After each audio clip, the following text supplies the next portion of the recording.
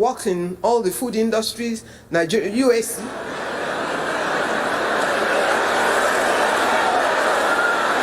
Did I cause any trouble?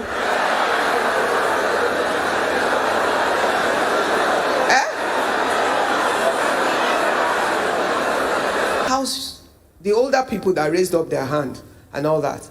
See, the money their fathers left them a few years ago is not worth as much as they thought it was worth when their fathers passed. True or false? Devaluation has done what? Maybe when their father died, dollar was 190, 160. Well, it's 1,500 or thereabout now. So if you divide it, they were millionaires in dollars when their father died.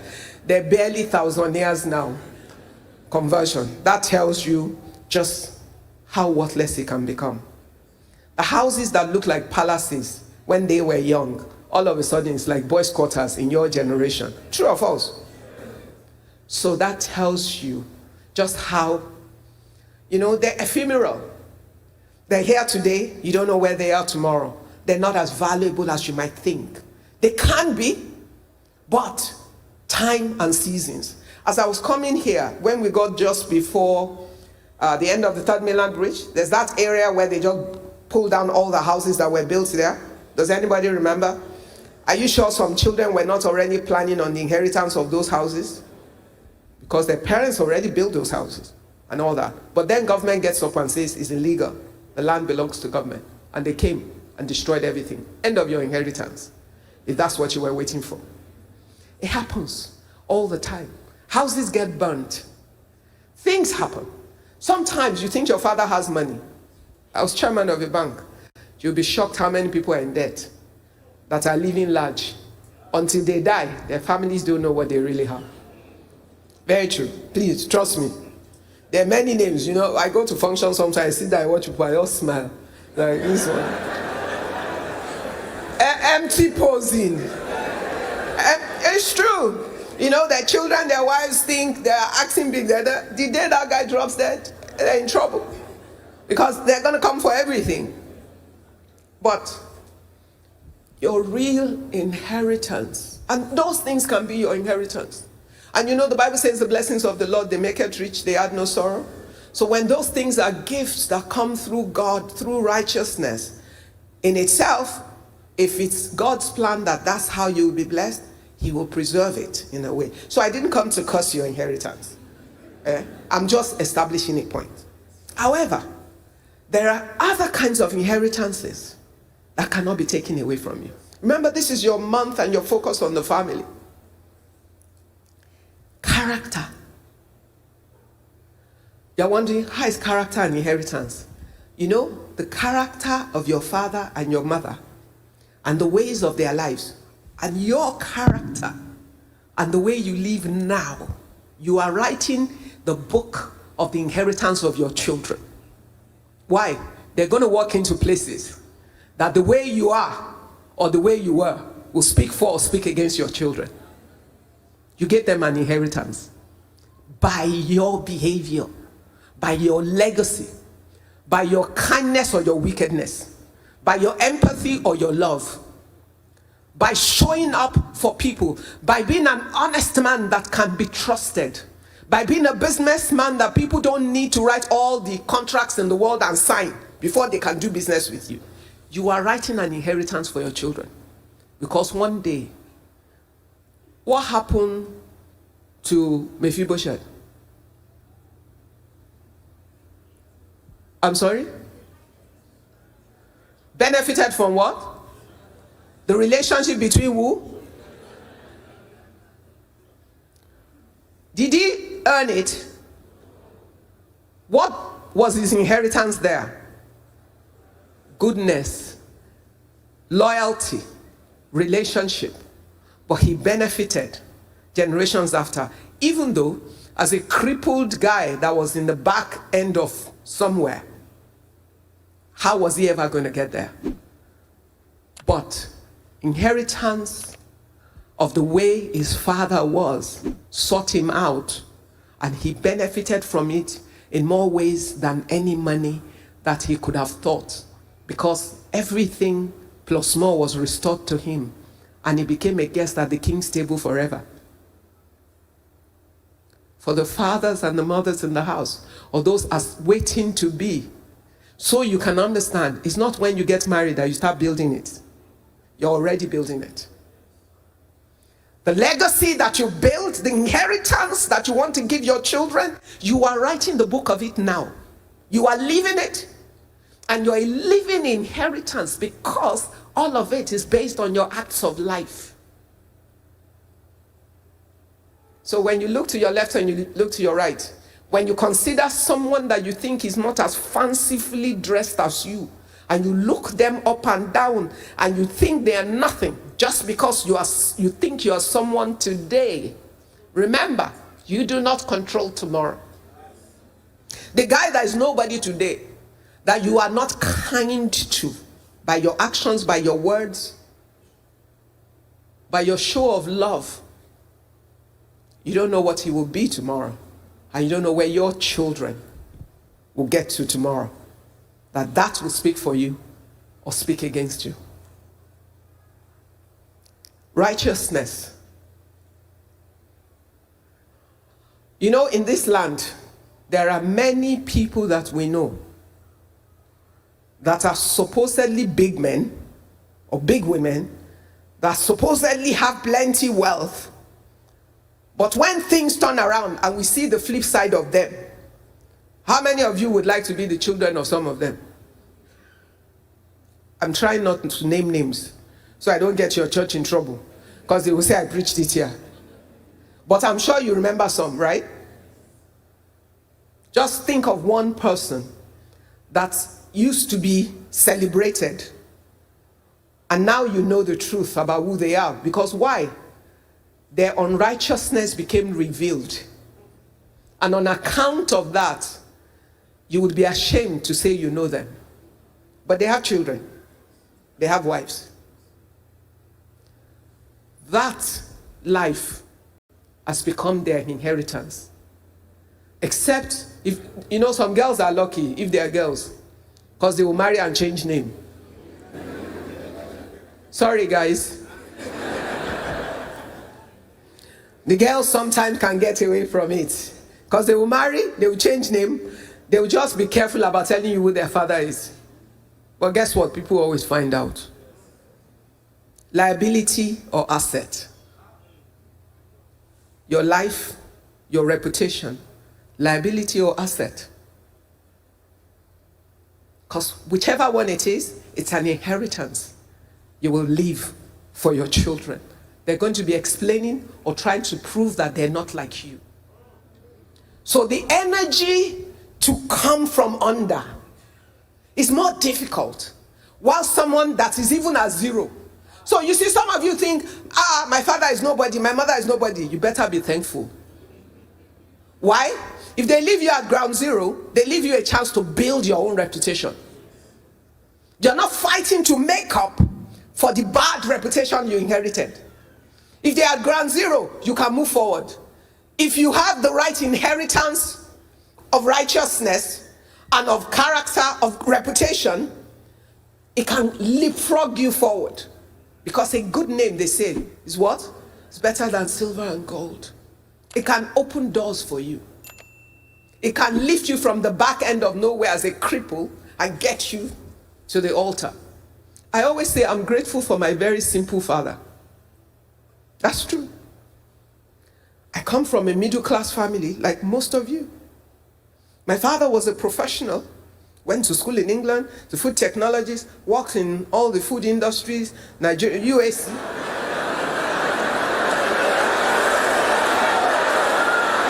Did I cause any trouble?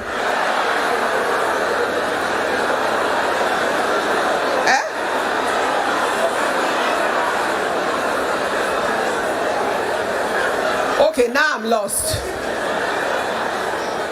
What did I say?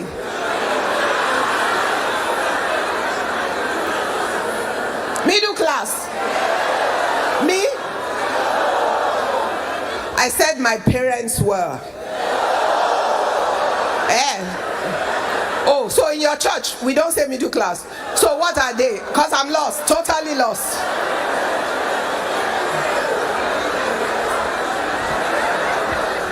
They are saying that if your dad schooled abroad, he's not middle class. Okay, you see your problem? Generational understanding. Let me go to my peers. In the time of our parents, listen, in the time of our parents, every ordinary Nigerian who had the ambition to go to school abroad did not have to come from any rich family. First and foremost, they did not even need a visa to go to England because we were a British colony. That's one. Two, there were scholarships abundantly for most of them. Two, the cost, I think my parents went on Elder Dempster. They had these ships that used to take 3 weeks or 1 month to get to London. Once you walk, and see, to explain it, my father's father was a policeman. Not even policeman, Akoda. Do you know what Akoda is? You understand? The policemen of then, their uniforms were brown, khaki and shorts. And they had this hat, and they had their stick, and they had their bicycle. My father first joined the police as a young man because it was like his father was. It was a good thing to be then as a young officer. In fact, my dad was one of those stunt riders that used to ride on those. He was a rascal in his own ways. So he was a stunt rider on the bikes and all of that. But he had ambition in his heart. He wanted to do more with his life. And all of them, all they had to do was save enough money to get on the Elder Dempster. You get scholarships. When you get to England, you can even be working and paying for your school. So it's a different time from your time. So yes, it was middle class. And guess how Nigerians' middle class was built? That generation of people who went off to seek better education and then came back as professionals who then worked across industries or in civil service and all of that. That's who they were. They were not rich people. What they did was they would build a house or two. They would train their children to go to school. Wait. Kulu temper.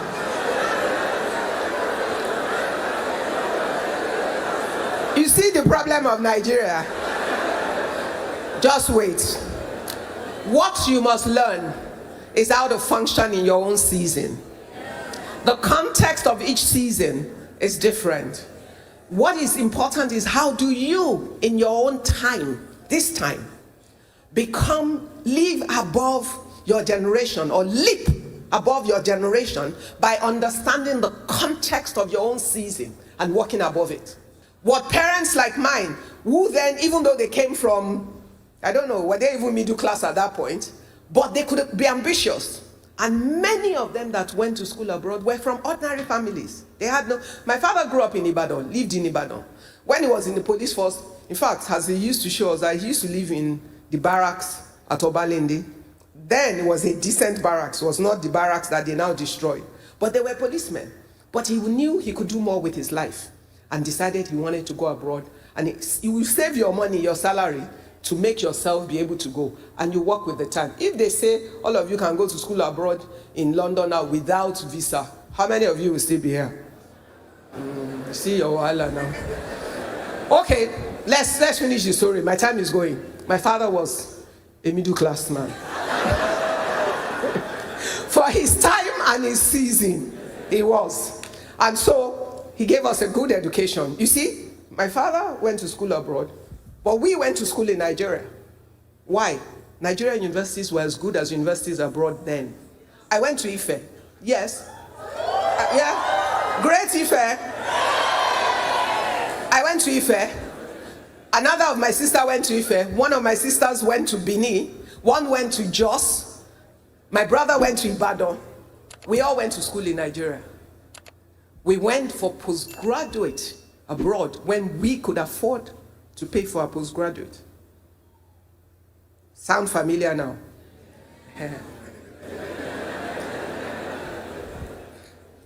Anyway, let's go on. Righteousness, don't forget, it's not just about you, it's about your generations. It's the legacy you're building for your children. Your legacy. What is a legacy? A memorial of everything that you are. Are you paying attention? Have you ever sat down to say, this is my last day on the face of the earth? When I read the book of my life, what do I want to read in it? You're blessed, most of you are young. So you can afford to be intentional about building that legacy. Why? That legacy will be your children's inheritance. People will block them because of you, or people will open multiple doors because of you. Pay attention, build it. You can be killing everybody trying to leave your children houses and cars and money. Guess what? The children you do not train will destroy the houses and the money that you leave behind. They will sell them for peanuts. I have watched it happen. I'm telling you. Can't even begin to tell you stories.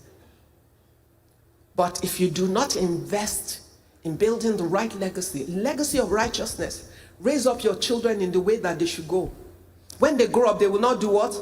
They will not depart from. No matter how far away from you they are. If you have built the right foundation in them, when the wind of the world comes against them, something will rise up on the inside of them. When it matters most, the word in them will speak. So when you take your children to children's church, it's not just for the convenience of you sitting here to listen to the message. It's because you are building for them a foundation upon which they will have to build later by themselves. But without that foundation, it's more difficult for them to build. But if you've nurtured and put the word of God in them, then they have a chance. When it matters the most, they will have a substance. When you're floating and you're about to sink, the word you do not know, you cannot speak. So the foundation you have not built for your children, they can't build on. They will be starting from ground zero. And when someone offers them other kind of powers, they would not know that they're out of line. Why? They have no reference point. So watch the legacy you're building.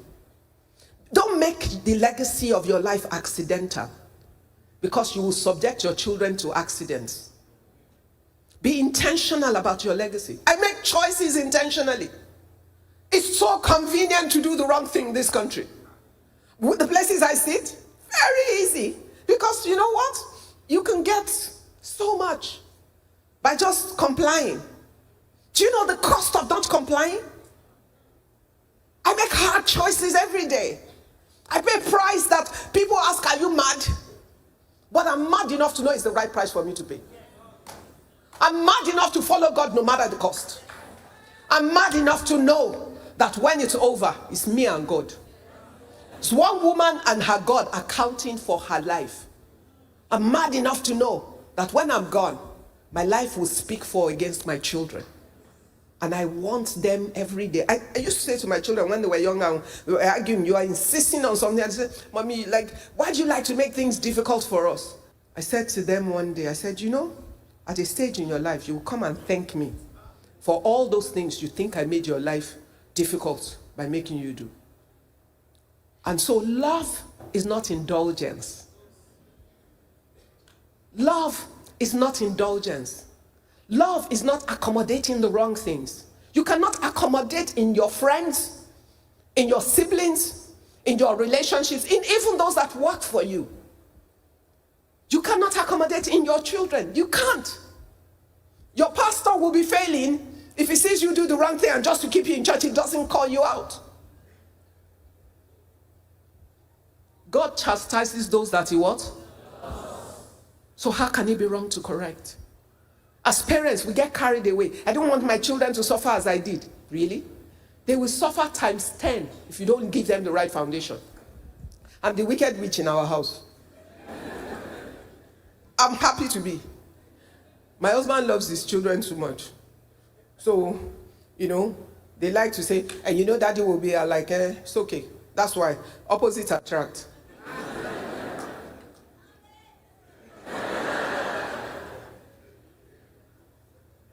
There are days you know that you must put your foot down.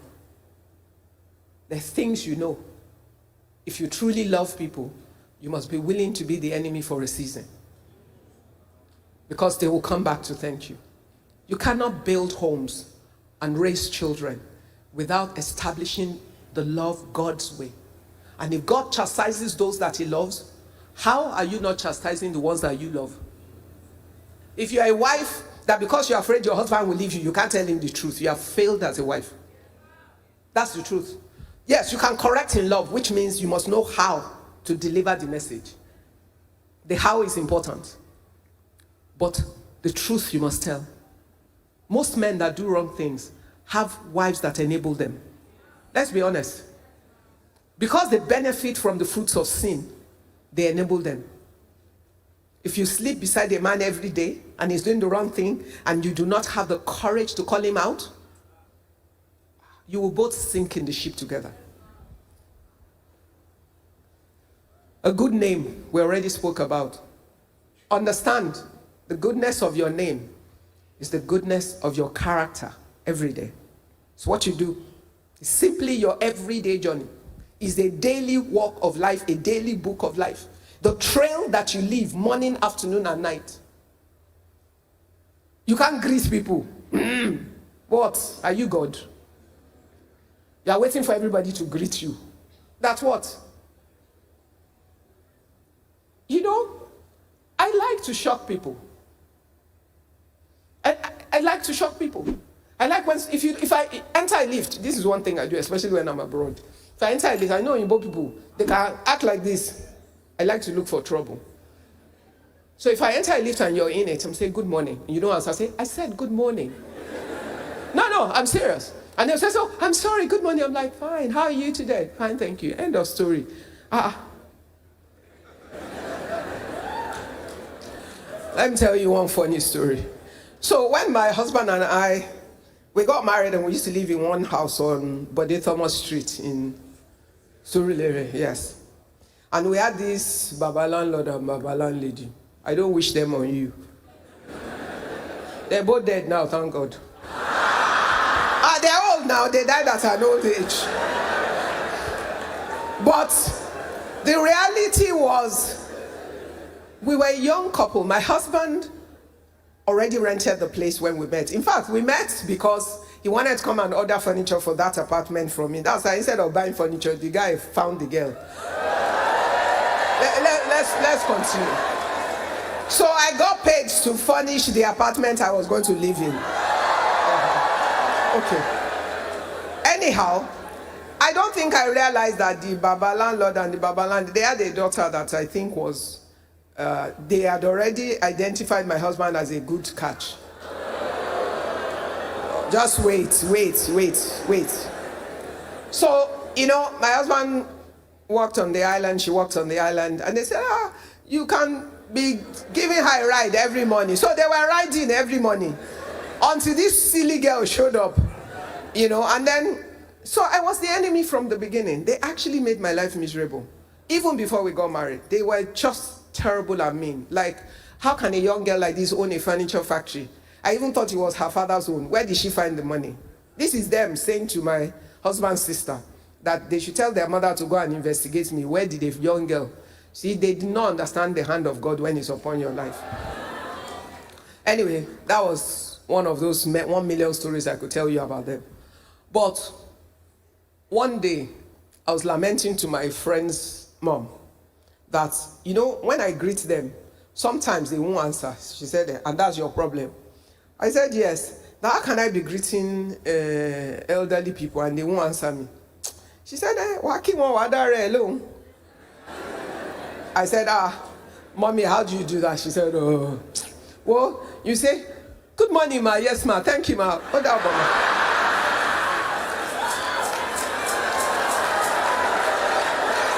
Life is simple. That once you greet them, imagine they've answered you, say the next thing, and say the next thing. And you know what? It works. Because instantly, I get the satisfaction as if I just had a normal conversation.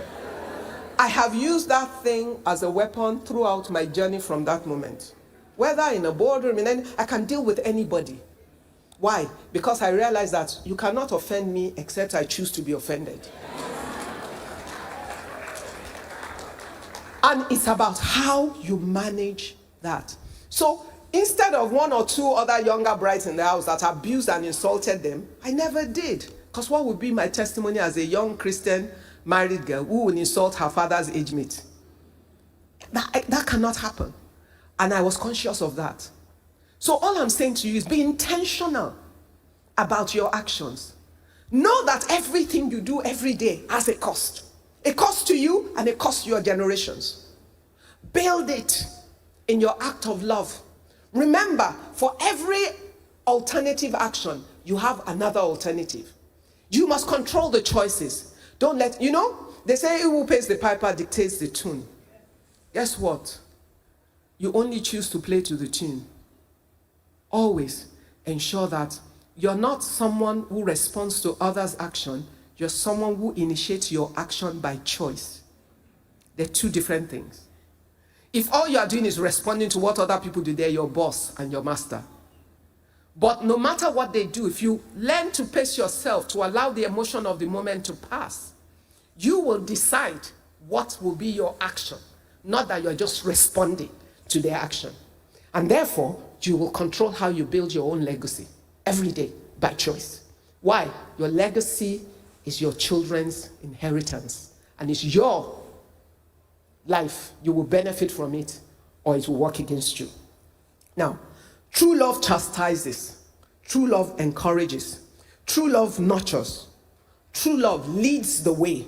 True love shows the way. True love teaches the way.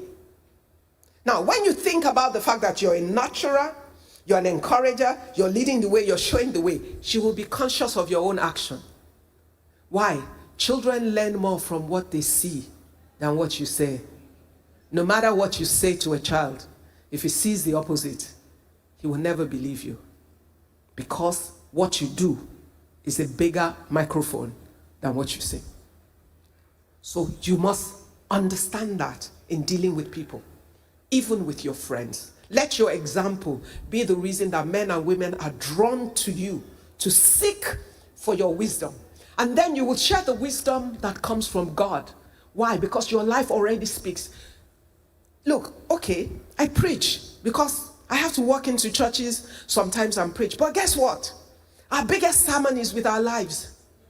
That is the truth. In my world, you don't get to say Jesus all of the time. In the boardroom, you can't. But guess what? The way you behave, the way you conduct yourself must speak your Jesus. It must communicate your righteousness. It must communicate your character. It must communicate your values. It must communicate your faith.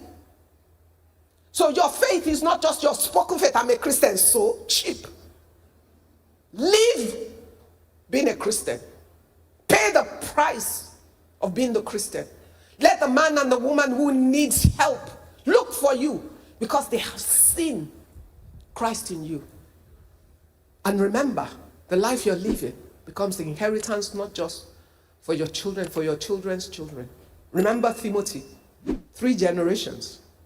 Paul said, the faith that I see in you is what? It's the faith of Lois, your grandmother, and Eunice, your mother. And because of that, he was drawn to Timothy as a mentor to nurture him. If 10 people ask me to mentor them, if I meet one that comes from someone I have dealt with before that I respect and I see, which one will I be more drawn to? That person is benefiting from the legacy of the righteousness of their generations. Silver and gold you can give, but all of it is worth nothing if the rest is lost. So pay the price of showing love through the way you live, showing love through your character, investing in your generations. When you do, even when you leave money, have you seen inheritance that has destroyed families? All of the time. Just to share what they didn't work for. No. Just to share what they did not work for. They will kill themselves. What do you think is missing in that house? Somebody built money and houses, but did not build love and unity and togetherness, and did not live the right values. Because greed is a spirit. And if you don't show children that greed makes sense, it will not make sense. If you raise children to love, to lean on each other, to value themselves more than all the inheritance, they will not even marry the woman that will come and infuse them with it so that they will scatter. Because another problem is that the boy or the girl will marry one spouse, that what they didn't know before will be introduced. And just by marrying one person, the whole family will scatter. True or false? So we play with all of these things, but our families cannot survive. Our generations cannot be secured if we don't pay attention to them.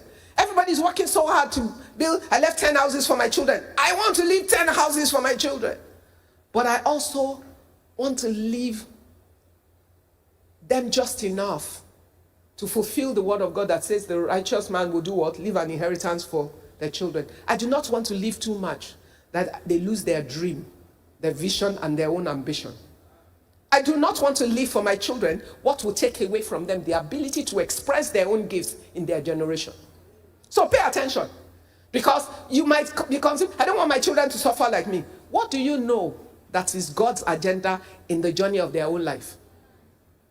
How do you ensure that you are not the one that will destroy the work of God? And we do it in church as well. Sometimes you think you're showing love. You're going to help people in a way that you're getting in the way of God's plan. Why? Because we can become arrogant about showing love. Because there's a power and a feeling that comes from being the helper. And we can forget that we're not really the helper. God, the great helper, can cause anyone to be the tool of his help. And if he asks you to be the tool of his help, and I beg, it's not disco time yet. We will dance after. If he calls you to be the helper, you can only help according to his will. You will understand the call. The Lord told me to make a call here today, which is why I said, I'm your first preacher since you moved here. You will see what will happen in this house. You know why? The call I am going to make is to call for treasurers in the house. It's a grace and an anointing that I carry, but it's a mandate of God to raise treasurers, and I only do it under instruction. Who are treasurers in the house of God? Those ones that the Lord has chosen to commit into their hands his resources for his own purpose. They will benefit from it. A hose attached to a tap will never run dry, because the source is the tap. The water will continue to run through it. The hose will always be wet. I'm always wet. But even as I'm always wet, for the last 32 years, I have worked consistently with missionaries across the country. I run an organization that is called Christian Missionary Fund. I started it at 31. We have 1,350 missionaries working across this land. We support at levels, in different levels you can't imagine. Monthly supports go out to the missionaries, education of their children, medical outreach on their fields, facilities to support their work, their training, their retreats, and all that. I have a full-time, no, don't clap. I didn't tell you for that. I'm explaining it for the call. But the work is the Lord's. And when he told me at 31, I didn't even understand it. Thank God for a good pastor who showed me the way. Taught me how, sent me to mission school, and a good husband who supported my move and my assignment. My children were raised in it, because they sat at all the meetings we were having in my house as we were organizing the events of Christian Missionary Fund. I remember one day, my 7-year-old second son at that point, he wanted to give at the events. And he said, Mommy, can I give all my savings that is with you? And I said, yes. So my children watched the project grow. They were raised in it. They will never encounter a need in the kingdom that they have capacity to meet that they will not meet. Why? Because it was an example they lived in. So what am I saying? A treasurer is a keeper of God's resources.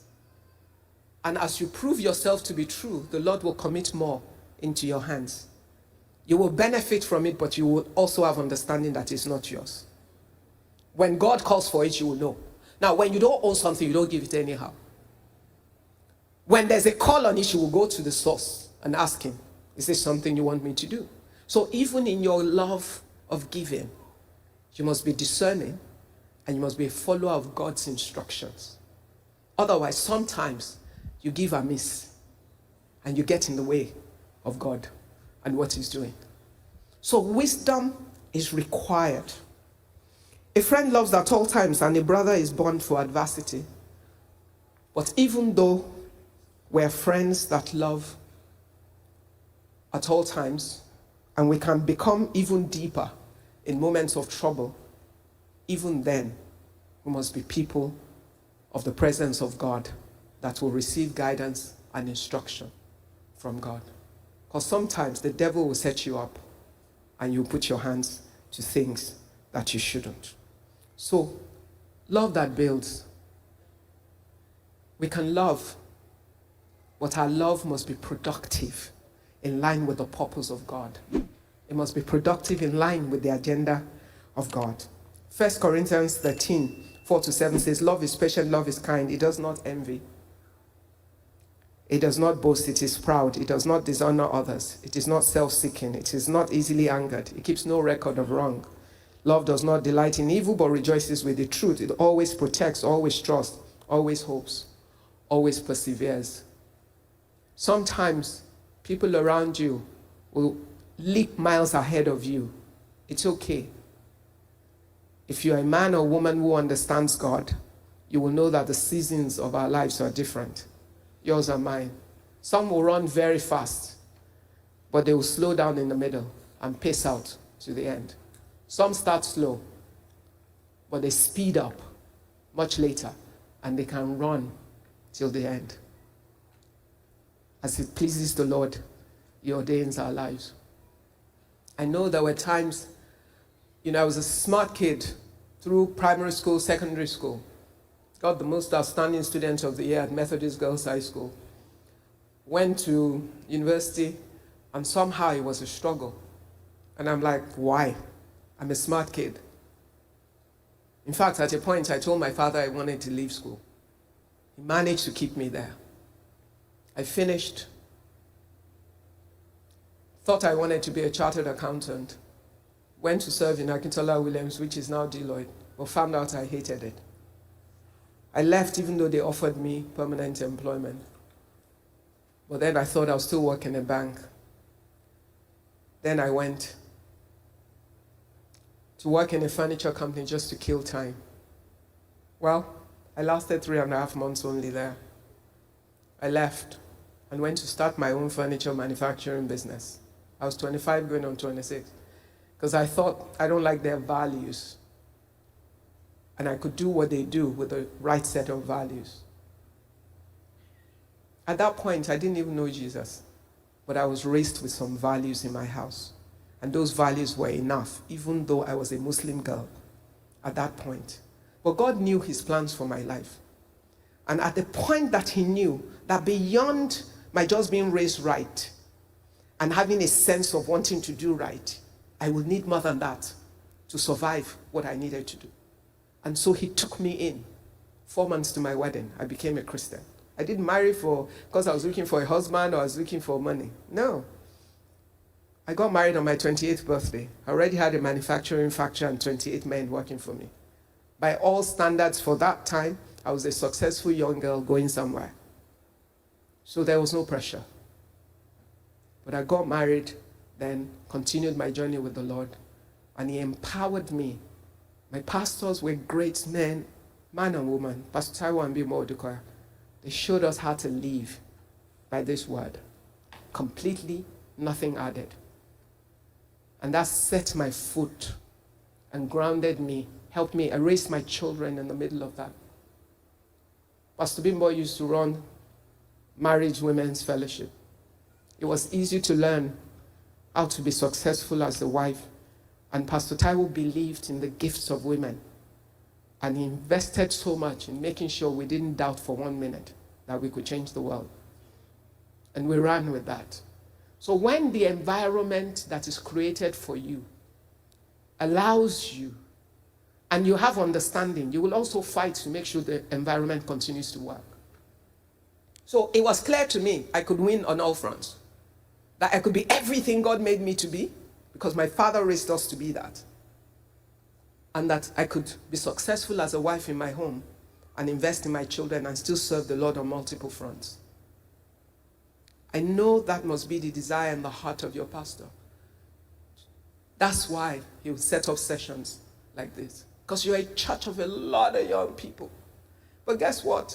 If you're focused on building the family, Fountain is a family church.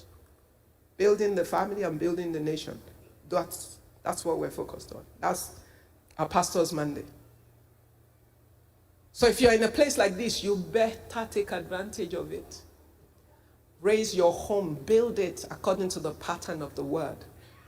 Don't be the husband that thinks your wife is only good enough if she's kneeling down to you every day. That's what? That you are God?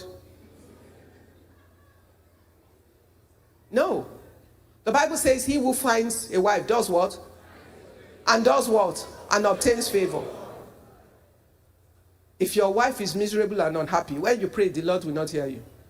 You're a team. He's here today.